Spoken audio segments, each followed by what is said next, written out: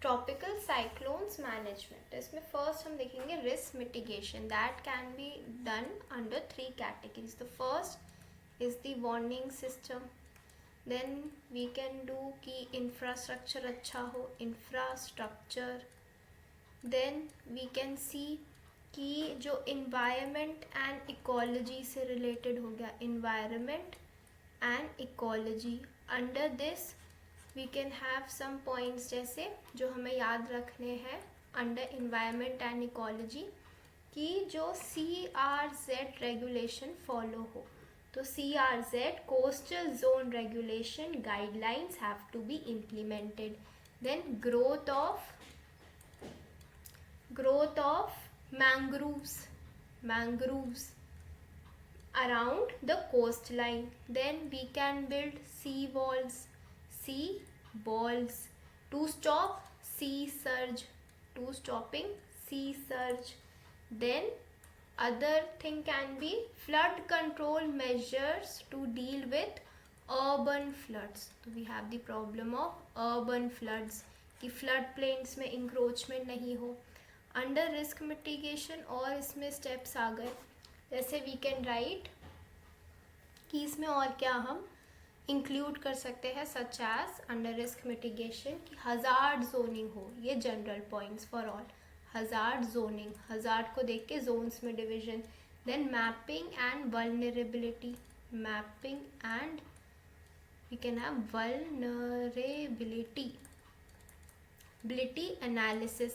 तो ये सारा आइडेंटिफिकेशन का पार्ट हो गया कि कौन से एरियाज प्रोन टू फ्लड है. So these 2 steps are part of your risk identification. कि रिस्क मिटिगेशन के अंदर फर्स्ट भी आइडेंटिफाई कि कहाँ कहाँ हज़ार्ड होने के चांस है, डिज़ास्टर होने के चांस है. देन जहाँ है उनको अर्ली वार्निंग देना, अर्ली वार्निंग सिस्टम उन एरियाज़ में. जैसे वी कैन डिसेमिनेट कर सकते हैं communication using DTH, mobile communication etcetera. Then cyclone proof building, cyclone proof building construction उन एरियाज़ में स्ट्रिक्टर नॉर्म्स लगा के रेगुलेशन फॉलो करना. देन रूरल एरियाज़, अगर कोई रूरल एरिया में अगर वो अंडर रिस्क है तो we can build public buildings जो साइक्लोन प्रूफ. सो जैसे कॉमन शेल्टर एरिया हो गया सबके लिए. देन अगेन इसमें आ गया CRZ guidelines coastal regulation zones में, जैसे मैंग्रोव्स हैं, कोस्टल वॉल्स हैं, तो वो इन गाइडलाइंस का पार्ट हो गए.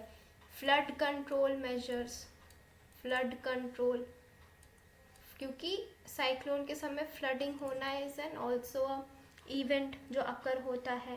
पब्लिक अवेयरनेस तो हर जगह चलता है, पब्लिक अवेयरनेस इज़ इम्पॉर्टेंट. फिर हो गया कैपेसिटी बिल्डिंग, तो पब्लिक इंस्टीट्यूशंस को strong banana. So capacity building of institutions, capacity building.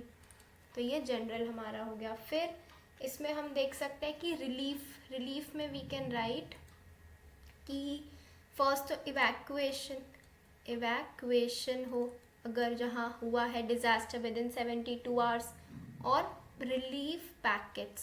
So relief packets distribution, packets to beneficiaries, targeted beneficiary जैसे इंजर्ड हैं, ओल्ड है, यंग हैं, वुमेन हैं, उन सबको.